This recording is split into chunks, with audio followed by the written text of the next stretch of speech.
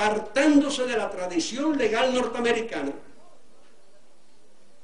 Bush el pequeño instruyó a su fiscal general a que presionase a la Corte de Apelaciones para que echase atrás ese fallo unánime, cosa que consiguieron, y con una votación dividida, la Corte de Apelaciones decidió echar atrás esa determinación de su panel de 3 jueces. Eso fue en el 2006. Ese resultado, o sea, al año siguiente del fallo histórico de los 3 jueces anulando la farsa de Miami. Les devolvieron el expediente para que ya, olvidándose de la cuestión de la sede, que revisen los otros aspectos. Y al revisarlo encontraron que habían sido incorrectamente sentenciados. Y por eso decidió ese tribunal unánimemente anular las cadenas perpetuas impuestas a Ramón y Antonio, y de ahí vino la sentencia que ya les expliqué. Y también reducir la de Fernando, porque, oh casualidad, también se habían equivocado con él y lo habían castigado excesivamente, aunque no era a perpetuidad. Pero bueno, el argumento que había usado en el 2005 la Corte de Apelaciones es que la campaña mediática había hecho imposible un juicio justo.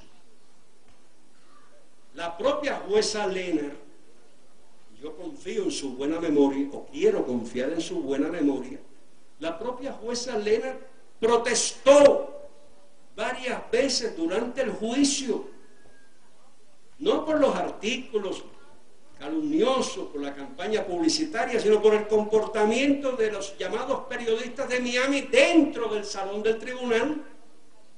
Ahí están las actas. La jueza Lehner quejándose al gobierno, diciendo: los jurados tienen miedo, los persiguen por todas partes, los filman y después muestran en la televisión local las placas de los automóviles, los identifican y ellos tienen miedo de juzgar en esas condiciones. El juicio concluyó en el 2001. El panel de la Corte de Apelaciones en el 2005 decidió anular ese juicio por presión de Bush.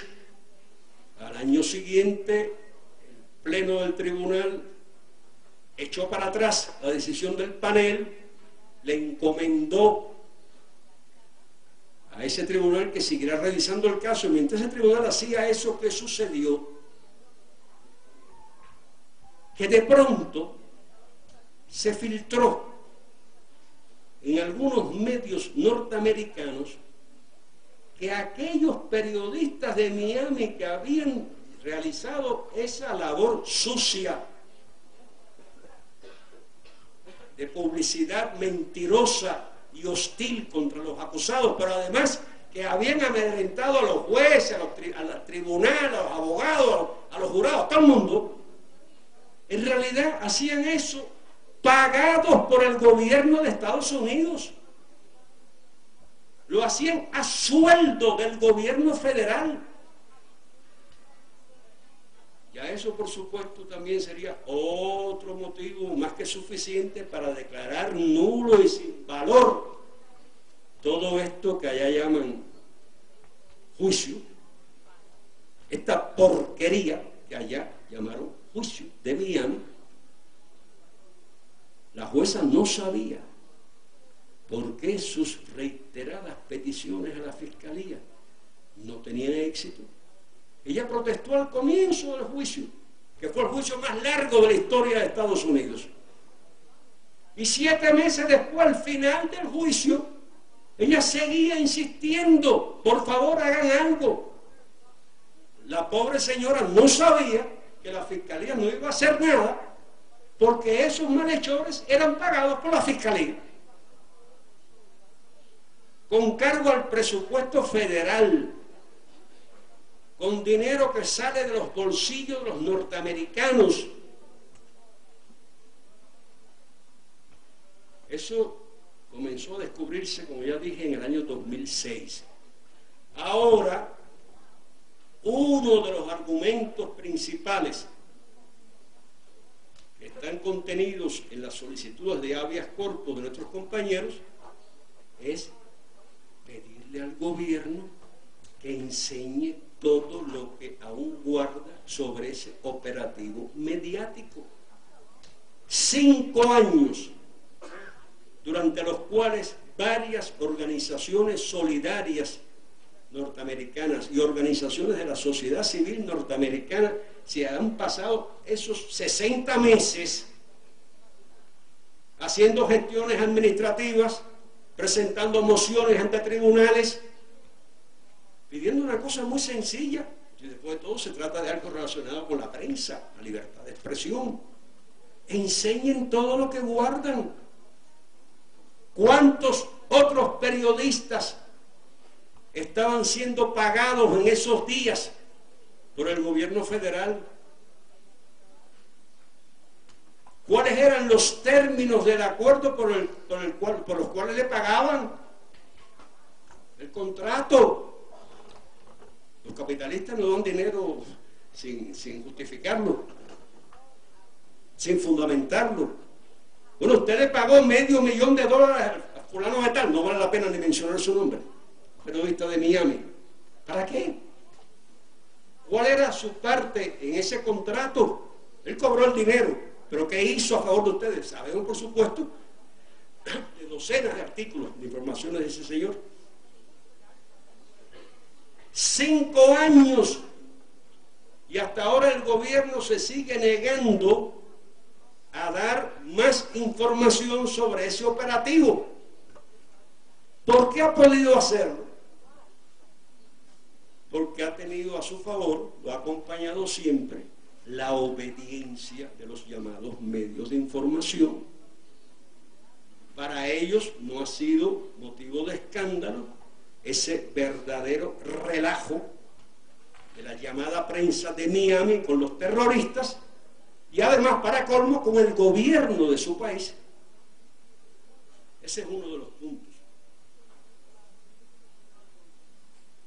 El otro ya lo mencioné. Todavía tenemos que seguir reclamando que le permitan a los abogados defensores acceder a documentos, a materiales que el gobierno posee, que dijo utilizar en la acusación contra los compañeros, pero que no han podido ser objeto de examen, de contrastación ante un tribunal, sencillamente porque el gobierno no los ha entregado. Hay además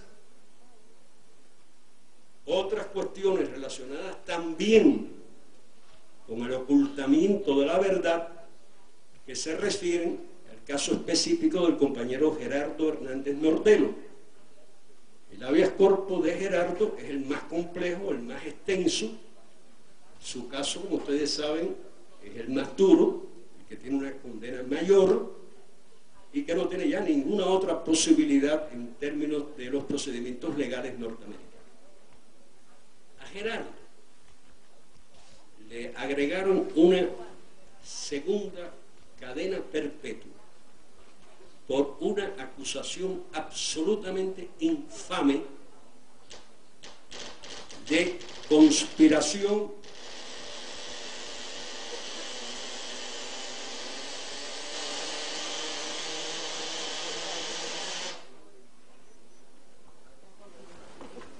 curiosos.